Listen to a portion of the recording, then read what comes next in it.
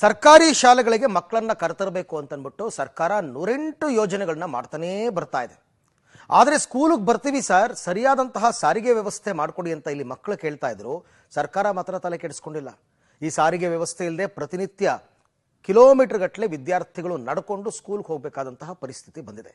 ರಾಯಚೂರು ವಿದ್ಯಾರ್ಥಿಗಳ ಗೋಳಿನ ಕಥೆ ನೀವೇ ನೋಡಿ.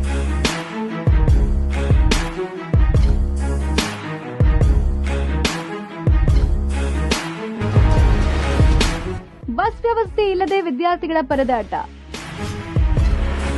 ಕಿಲೋಮೀಟರ್ ಗಟ್ಟಲೆ ನಿತ್ಯ ನಡೆದುಕೊಂಡೇ ಬರಬೇಕು. ರಾಯಚೂರಿನ ಗಡಿಭಾಗದಲ್ಲಿರುವ ತಲೆಮಾರಿ ಗ್ರಾಮದ ಸರ್ಕಾರಿ ಪ್ರೌಢಶಾಲೆಗೆ ಸುತ್ತಮುತ್ತಲಿನ ಗ್ರಾಮಗಳಾದ ಮಲ್ಕಾಪುರ, ಗಂಗಾವರ, ಮಿರ್ಜಾಪುರ ಮಕ್ಕಳು ಕೂಡ ಬರ್ತಾರೆ. ಆದರೆ 330 ಮಕ್ಕಳಿರುವ ಪ್ರೌಢಶಾಲೆಗೆ ಬರೋಕೆ ಬಸ್ ವ್ಯವಸ್ಥೆನೇ ಇಲ್ಲ. 2009ರ ಪ್ರವಾಹದ ಬಳಿಕ ತಲಮಾರಿ ಗ್ರಾಮದ ಪ್ರೌಢಶಾಲೆಯನ್ನ ಶಿಫ್ಟೆಡ್ ವಿಲೇಜ್ ಸ್ಥಳಾಂತರ